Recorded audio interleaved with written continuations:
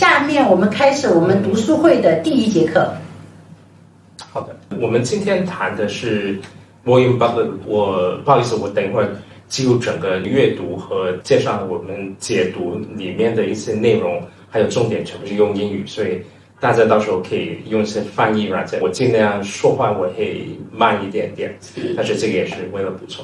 So the question is, who was William Butler Yeats? William Butler Yeats was a poet, a writer, basically crisscrossing the end of the 19th century going into the early part of the 20th century, known as a Irish nationalist, which we had a quick discussion about. And then he kind of could be considered one of the transitional figures from British romantic kind of tradition. So Shelley, Keats, Byron, Coleridge, going into the modern era. And the modern era, in terms of the British poets that kind of defined it, were T.S. Eliot, including some other authors in kind of the playwrights and the short story, James Joyce being the two notable kind of, I would say, transition figures in the modern era. Yeats also is well known because he essentially helped spur on the Irish national movement, even though he himself was actually an Anglo-Irish figure. And we'll talk about that. Kind of argue. But we'll discuss that a little bit more in detail. In the first part, so the first couple of minutes, we'll read the poem, and I'll read it very slow, and then there's going to be some emphatic kind of pauses for kind of where the kind of commas, etc. are. And then we're going to go into the larger 3 parts. One is basically duality. The second is going into a discussion on the relevance of this, and then what's the legacy. And then we can have a bigger discussion later on. Okay. One question is, when did you first read this poem? So I'll discuss this maybe a little bit more in maybe a second session. Yep. I first read this poem when I was just 16. I was actually at a summer program at UPenn at their Schools of Arts and Science, and we had a visiting scholar actually from Israel who was a professor, and it was a very small class in which we read kind of authors that we can discuss later on. Joseph Conrad, William Butler Yeats, and Harold Pinter. And Harold Pinter is another kind of transitional figure, but more heading towards the absurd. And basically, the entire area was in modernism. And so we're going to be maybe talking a little bit on the Romantic era, but then transitioning into modern. Okay, because I read them the first time in Sunday school. Sunday school. Evangelical. But, okay. Oh, you're intense. I grew up in Boston, so I'm much more liberal. Slightly different. Okay, so I'm going to start now and not read that quickly. But the Second Coming by William Butler Yeats. Turning and turning in the widening gyre. The falcon cannot hear the falconer. Things fall apart. The center cannot hold. Mere anarchy is loosened upon the world. The blood-dimmed tide is loosed, and everywhere the ceremony of innocence is drowned. The best lack all conviction, while the worst are full of passionate intensity. Surely some revelation is at hand. Surely the second coming is at hand. The second coming. Hardly are those words out when a vast image of spiritus mundi troubles my sight. Somewhere in the sands of the desert, a shape with lion body and head of man, a gaze blank and pitiless as the sun, is moving its slow thighs, while all about it reel shadows of indignant desert birds. The darkness drops again. But now I know that 20 centuries of stony sleep were vexed to nightmare by a rocking cradle. What rough beasts! Its hour come round at last, slouches towards Bethlehem to be born. Yeah, and so just a very kind of generalization of the structure. The first is basically in 2 parts. The first part is done in about 8 lines or so. and then the second is in 14. And in terms of the actual nature of the poem, a lot of people think, oh, it's kind of short, it doesn't really mean that much. We do need to consider, like Charles mentioned, again, in the tradition of someone like Keats, going into modern period. And the main things to discuss that I want to touch on today, although if we want to go really in depth, we probably need at least like 2 to 3 weeks to go into much more detail about the nature, what I'd like to call historicity, the elements of which we can discuss how he wrote, why he wrote, and the various interpretations of the poem now. And why do we, in this sense, like not only read, but why do we read Yeats, right? So Yeats is a very, very interesting figure. As I mentioned, one of the points I'll touch on is dualism. He transitioned basically as a romantic poet into the modern, kind of modern era. And one of the main contributions he had was in symbolism. So symbolism is one element that later writers like T.S. Eliot, Conrad kind of touch on a little bit, and other kind of romantic poets like Keats, going into the modern era, James Joyce, etc., used extensively, Faulkner in the US. And it basically helps combine various elements of interpretation into one object. And the object itself could be physical, literal, imagery, etc., and has a lot of kind of common stuff. And the best like example of that in terms of the writing in the Western tradition is like the cross. So without going too much into Christianity, it's a simple kind of religious symbolism in that sense. The second is basically when we think about the elements of transition, what is the history, or what I like to call historicity, and its remaining relevance? You know, the other reason we read Yeats is because from the religious, geographical, imagery-wise, we see a lot of relevance that still connects with us today and that touches us. The first element that we see in the poem is that there's a imagery in terms of obviously the word Bethlehem, which is connected with the birth of Christ, Jesus, and in this sense, like he actually touches upon Yeats himself, the birth of the beast or the coming of the apocalypse. And this is something that will be a continual tradition that is going to be a key point of Yeats. And that goes to my third point, which is the religious part in terms of identifying and interpreting Christianity and paganism, mysticism. So basically, in the poem itself, we have an element of Bethlehem, Christianity in terms of the second coming, which basically means the first coming, which is the birth of Jesus Christ, etc. But paganism and mysticism. And what is that basically represented by? The two images are the gyre. So it's basically the word gyroscope comes from it. It's basically two triangles, one triangle with an inverted triangle on top of it. And it basically moves in a tandem, almost like a spinning top. So when you have a top, I apologize for not having the object in front of me, but when you spin it, it basically starts like gathering momentum, but as it loosens, it falls apart. So hence the word things fall apart.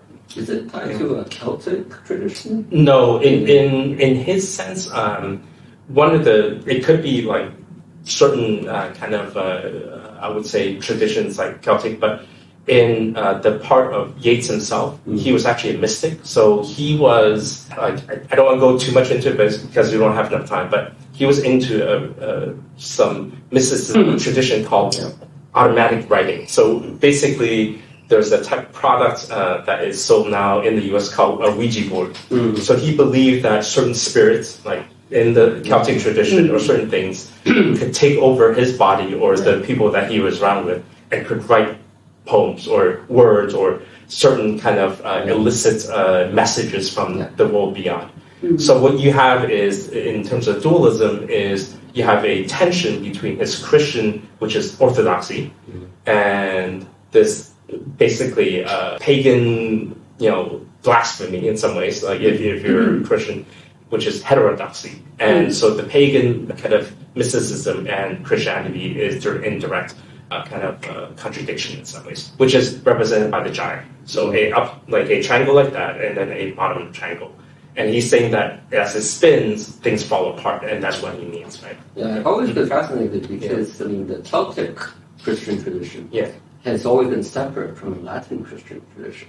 Yes. Because they didn't recognize the church in Rome, but developed separately based on the original teachings of Christ. Yeah, but they are, and having grown up in Boston, I can say this, a lot of Catholics, and on the whole, like he himself, when you were asking, Yeats was a very, I would say, transitional figure in that sense. Anglo-Protestant and a majority Irish Catholic country. Yeah. So going into, we're not going to touch on that too much, but the other element is what I call the 3Ds and 1E. So we basically can read into the poem itself a tone of disillusionment. And why was that?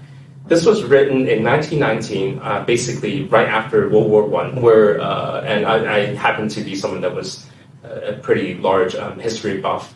A lot of deaths that came for nothing, right? So people didn't really realize, why, World War I was fought. It was the first World War in the sense that it included multiple countries across like large geographical spaces in Europe, actually in Asia too. A lot of people are obviously trying to understand that, and also in the Middle East. Introduced large elements of chemical weapons like trench warfare, people basically dying because of hygienic reasons, etc. And we had unfortunately about 40 million people die, about 32 million from casualties of war, and then another 8 million from civilians. Another D is dejection. Basically, there's something fatalistic, right? Inevitable, basically the second coming, which is alarming and destructive and deadly. So the second coming, again, is in parallel to the first coming, which is like the introduction of orthodoxy, Christianity, etc. And the third D is despair, right? And this is actually usually quoted as one of the most famous lines in this poem itself, right? The best lack all conviction, while the worst are full of passionate intensity.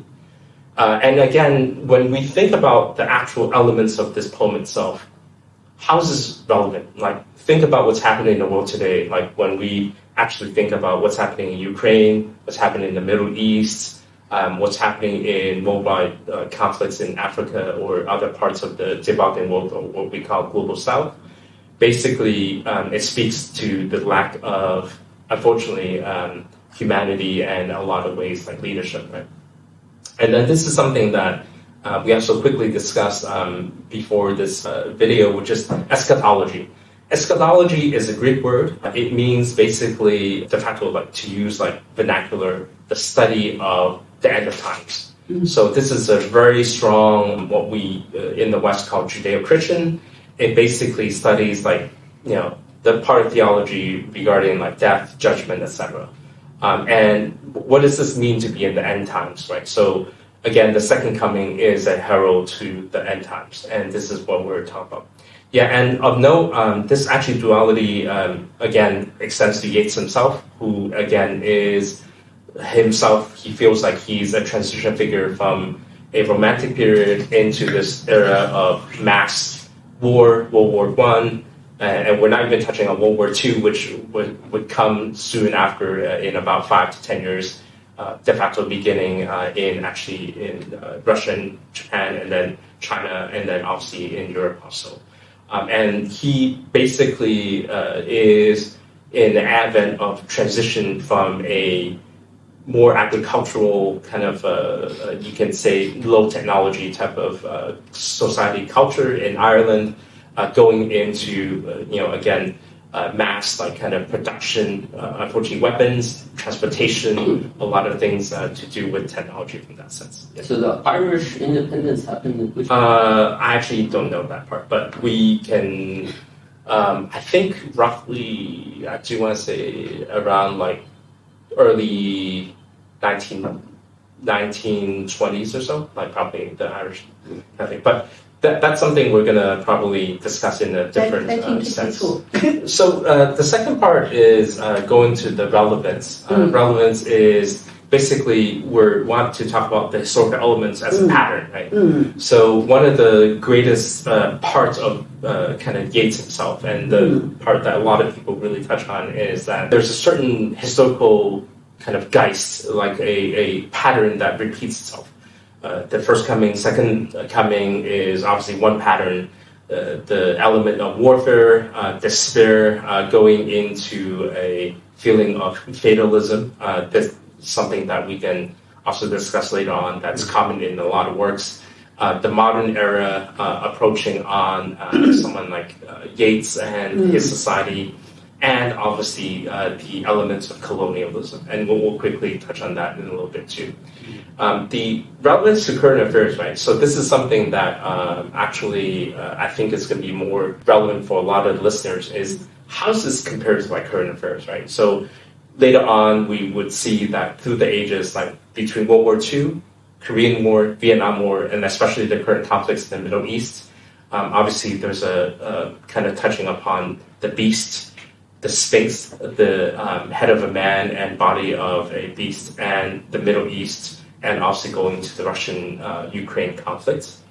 The human reaction and angst that comes from basically being forced into a conflict or war where a lot of people are just dying by the thousands, and then as a course of this war, the millions, right? So there's a, to use a word that have been used to describe the Ukrainian-Russian conflict, a human meat grinder. So basically people going into war where there's no motive, there's no reason, there's no rationale, and everyone just feels like, I don't know what I'm dying for, right? So we're going to use more basic words and describe that.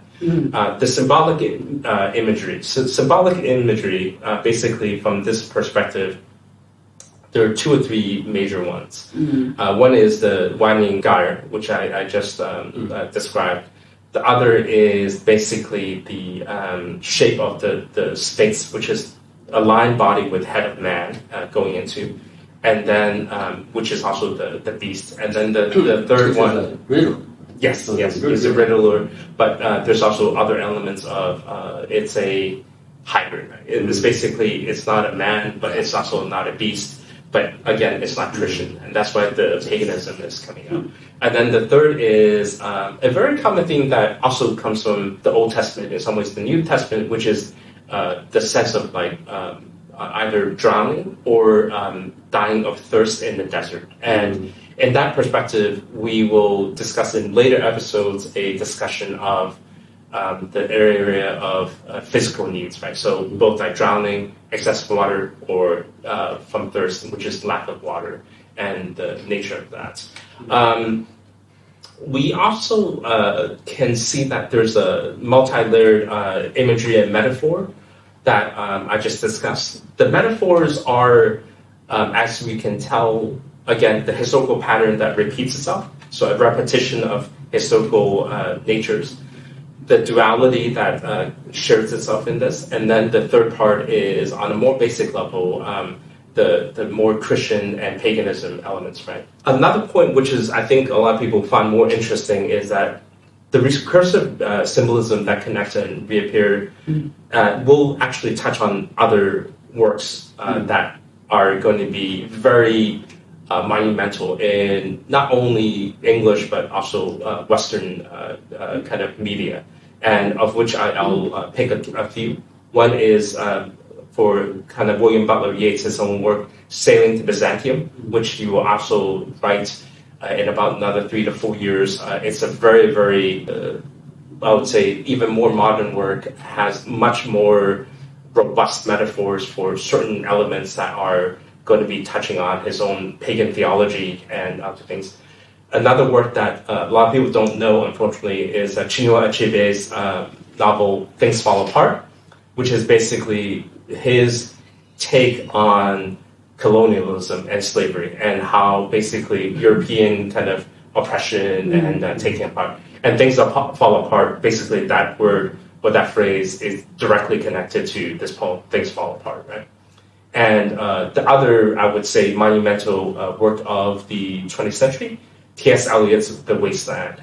The Wasteland, which we can probably discuss in multiple weeks because of the complexity of the work in a further session.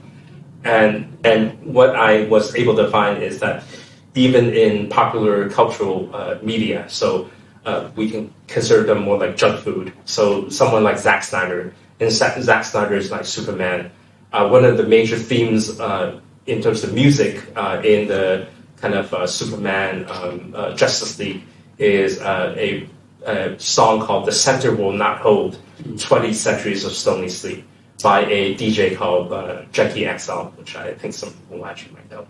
Okay, so when we go into this, again, I'm trying to go as slowly as possible because of complexity. We can think about the metaphorical sense of this like a millefleur. What is a millefleur? Millefleur is basically a multi-layered cake. French means 1,000 layers. It basically has on each layer its own kind of flakiness, its own like kind of individual kind of binding hold, but it's connected usually through some type of sweet or like cream, and it has a much more multi-layered taste from just biting into it and the texture, right? So, and why do I call it a millefleur? This poem is extremely relatable, right? There's a personal and mental transition from the narrative and the narrator. So the tone, how do you actually see the person relating to it, personal touch. The poem itself is also very approachable. So unlike later works like from James Joyce, for example, T.S. Eliot, or even Yeats's like Sailing Byzantium, which has a lot more complex metaphors and imagery, very hard to understand. And like you said, things like the Sphinx, etc., that stuff is actually usually pretty easy to understand. But when you go into for example, the Sailing Byzantium, there's imagery of the nightingale and things like that. It's going to be much harder. This poem is also very evocative. It has really strong imagery, really strong tone. And if you read it carefully, and unfortunately we're not going to go into that level, but the actual kind of tone and the kind of diction of or choice of words in the poem actually accelerates. It goes much faster. And it has an extremely tight narrative. So, like I mentioned, 8 lines in the first portion of the poem, which is descriptive in nature, full of imagery, followed by 14 lines, which is extremely compact. Full emotion. It ends with a rhetorical question, which is very important. It's a thematic element. And it basically allows you to kind of see that this is a life without meaning, right? So that, like the poem itself suggests, it's a symbol of the gyre. So the poem itself is almost built like a gyre, again, a triangle like that, followed by a regular kind of pyramid triangle. And it's basically falling apart. So there's a sense of like hopelessness, anarchy. Things are basically, so to speak, going to hell, henceforth the second coming. And the third part I'll just leave, and I won't touch on it too much, which is basically, what is the legacy? So what is the importance of this poem itself? This is one of the most, like, I would say, transformative works that define English poetry. Yeats would obviously later on go on to win the Nobel Prize for Literature. It combines religion, there's psychological nuance, there's imagery, angst, historical elements, and humanistic kind of psychology, discovery, and transformation. So he basically, in 22 lines, is able to touch on all these points. Obviously, like later, like I mentioned, authors or writers would basically reference this point and reference this poem. So almost in terms of kind of, if you think about the analogy to Chinese tradition, someone like a Du Fu or Li Bai, that type of nature. Obviously, Yeats comes more than like closer to 2 millennium later, so almost like the poem itself. It could also be considered, in addition to Wasteland, one of the most evocative and emotional poems of the modern era, and has call itself as one of the foundational layers of modern poetry: symbolism, metaphors, paganism, along with a Christian element. and a very psychological element that has depth, again, like Miller Fleur, hundreds, if not thousands of layers that you can actually interpret. And the most important thing, which I point to everyone, it's historical relevance. So every age, every era that you're in, you actually can be personally touched, can relate to it, and also interpret it from your own perspective. The other works, again, Sailing to Byzantium, Keats' A Grecian Urn, and Eliot's Wasteland can basically, I would say the three of them, along with The Second Coming, can be considered almost like a quadrilogy, or not trilogy, in terms of imagery and symbolic resonance. And so I thank you, everyone, for reading this with us. So I think, just to add on, so the legacy part, this poem has had so much impact in terms of theological teaching, especially in the U.S. Like when I read it for the first time, it was in Sunday school. So teaching kids about the second coming. How you have to be a good Christian, but you have to be a Christian with our denomination. Because those Christians down the road, different denominations, they're going to hell. Right? You have to be with us. Right? And that actually fed into the entire idea of neoliberalism, where you can have a country that goes overseas, and hey, you got to be like us. You got to use our economic system. You have to use our political system. Otherwise, you're going to hell. It's very interesting. And it'd be interesting to learn how everyone, when did you first learn about this poem? Right? When did you expose to the idea of the center cannot hold? Right, that's like the most popular line, I think. I think there are two or three. Center cannot hold.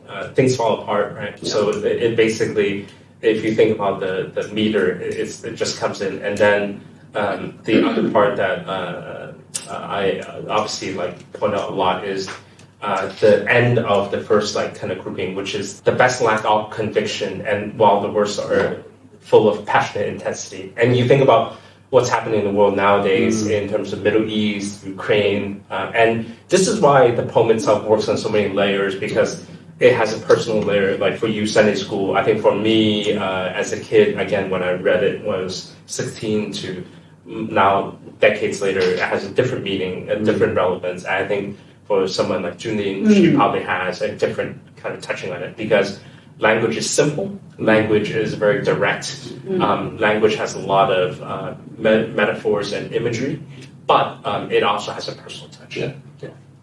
Okay.